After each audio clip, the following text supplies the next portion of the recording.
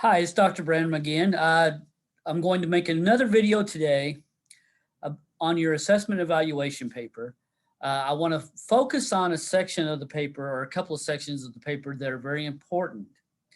And I'm going to begin by sharing my screen on in the rubric so that you can see the rubric again. And if you notice here, I have three sections of the paper that I'm going to focus on this rubric. The first is section 4, the outcome, articulation, and measurement for the proposed program. Number 5, the proposed intervention. I'll go over some of the stuff on that in a very short time. And then 6, implementation of an evaluation plan. That is a section that we haven't probably talked about, or you haven't probably read a lot about, but I want to go over a few things on that.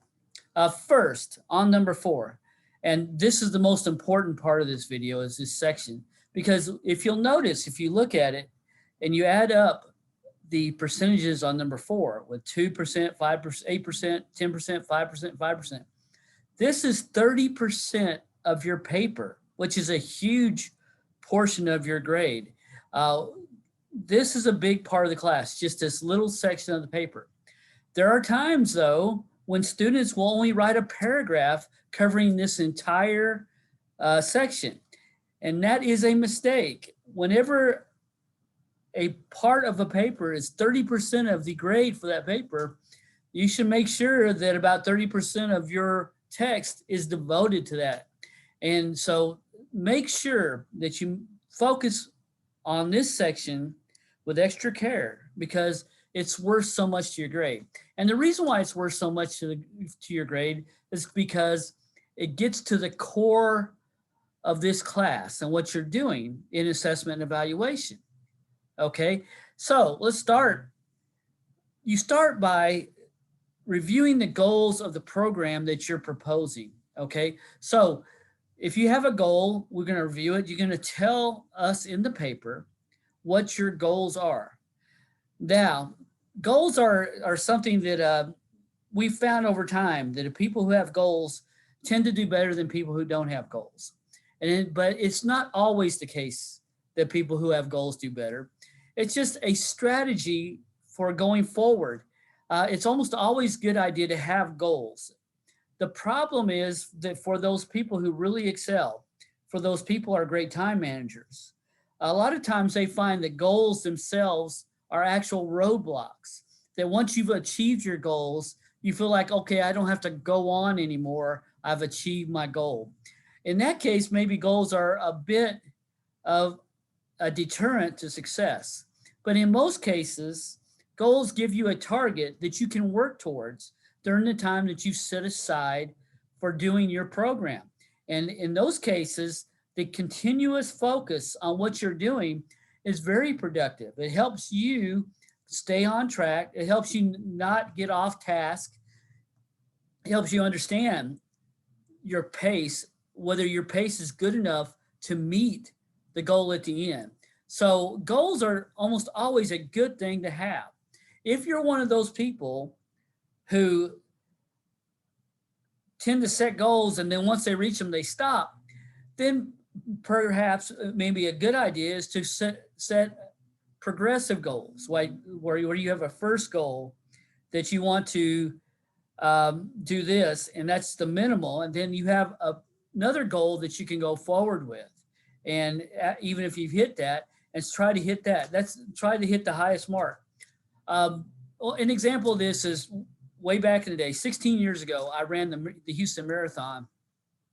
I wasn't a very fast runner. It was my first marathon, but I worked very hard to get in shape for it.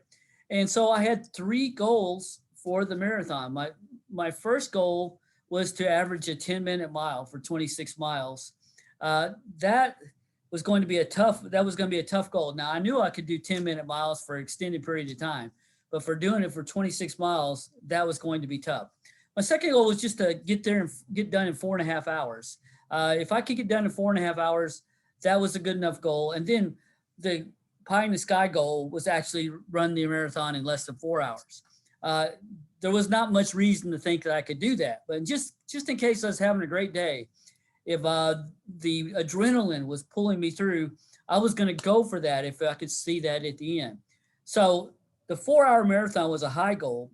If you figure up a 10-minute miles, that's in between 4 and 4.5 hours.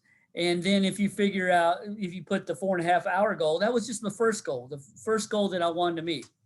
I was able to meet that first goal. I ran the marathon in 4 hours and 27 minutes, but I wasn't able to hit that 10-minute mile mark. And so I wasn't able to hit that second goal, which would have really made me happy.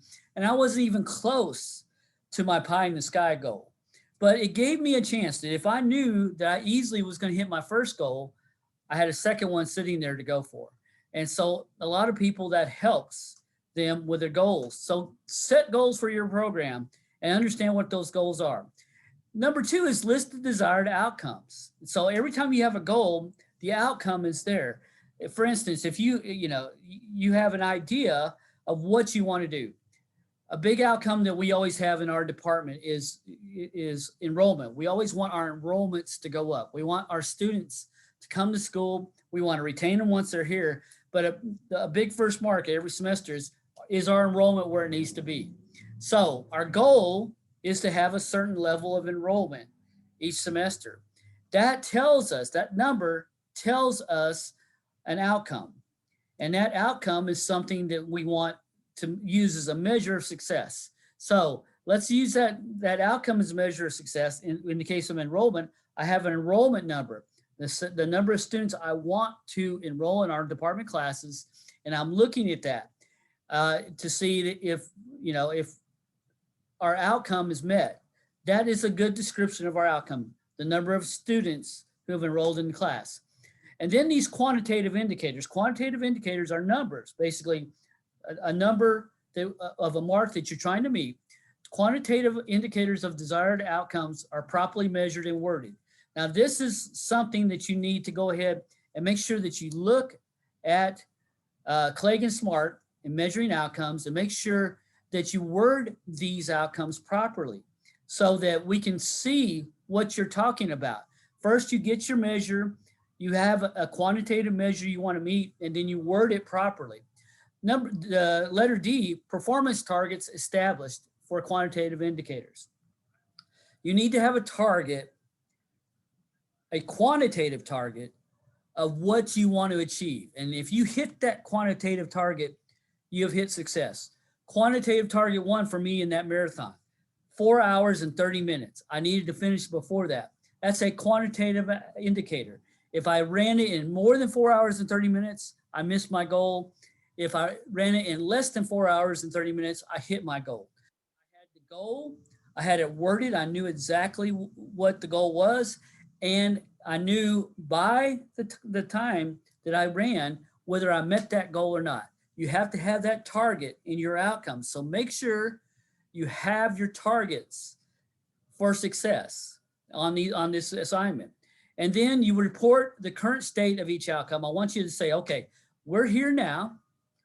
Where can we go? When I first started running, I couldn't even run a marathon. So my current state was, I'm not in shape to run a marathon. I'm going to train to where I can run it in 4 hours and 30 minutes. That's what we do with our targets, and then to properly word our outcomes. So in your program, you're going to have measures of success that you can measure, measurable outcomes that will tell you whether you are successful or not. Now, how do you come up with those? Well, a lot of times with grants, they'll tell you what it is, or in this case, they're telling you exactly what they want. So that is your target, is what they want. But personally, when you're in your nonprofits, there may be other targets that you have that you need to meet. You just put that target up there, and then you say, okay, we're going to intervene. We're going to run a program. That is our target. My church, for instance, had a fundraising target. They needed to raise $3 million to build a new sanctuary. So we had the $3 million chart up there. We had the target up there, and we showed basically a thermometer of money that was raised until we hit that $3 million mark, and we were able to build a new sanctuary. So that is an example of what you're doing. Make sure that you properly word it. Make sure that you have goals. Make sure that you have quantitative indicators of those goals. Have a target where you can say, this is the goal I'm trying to reach. And if I reach this goal, this target, I have success. Okay. And then make sure that you understand where you are before you start, and then how far you have to go to meet that target. If you do that, I think you will have a good section written for this particular assignment. Do not forget, though, to read your literature. Read what is assigned there so that you can have a better concept of how to write this. The second one, the proposed intervention. On this one, I want you to kind of have fun. Be creative. Tell me how you're going to do it. I love people with great ideas. There are a lot of idea people. I have friends who are just always having good ideas. In most cases, good ideas do not turn into actual production. That is the biggest difficulty we have in all organizations, is turning our good ideas into actual reality. It's difficult, but it doesn't change the fact that you have to have good ideas. So have a good idea here. Put something down, and then put something down that you think will work, and then convince everybody that it'll work, and then go from there. Remember to do the 4 things on the rubric, though. When you're looking at it, describe the logic of your intervention. If you don't have a logic into how you're getting your outcome, people won't believe it. And it's important for you to get people to believe that your intervention is going to work. If you're going to need new resources, describe the resources that you're going to use. Describe also the new staff that you're going to have to do in order to implement your intervention. Okay, make sure that you understand, that you take account of salary, job description, the responsibilities of the people. Are they qualified to do it? What are the measures of success for those people in doing this? And have an implementation plan there. I know this is only 10% of your paper, so I don't expect you to write many pages on this, but go ahead and make sure that you include these things so that you can have this good idea that you can move forward. The section 6, the last section of this particular video, is the implementation of your evaluation plan.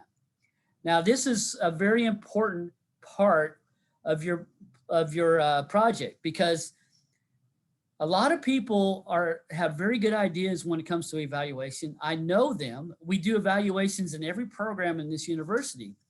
But if you don't have a good plan, your evaluation rarely becomes a successful venture. If you don't plan on collecting your data, knowing where your data has come from, telling us who is going to actually measure the data, who is going to actually write up the report, what you're going to do with that report, what you're going to do with if your intervention says, okay, well, if your data says we need an intervention here, how are you going to document that intervention actually takes place? All of that needs to be planned. I used to have a professor, his name was Professor Lineberry. He had something called Lineberry's Law. And Lineberry's Law was everything takes 3 times longer to do than you think it's going to take. And I've always found that Lineberry's Law is exactly right. If you're writing a paper and you think you're going to write it in an hour, it usually takes 3 hours. Just about every task always takes a lot longer to do than you think. So implementation plans like this help you do it in a more efficient manner. It helps you understand better how much time it's going to take. And planning and knowing how much time things are going to take make things much more efficient.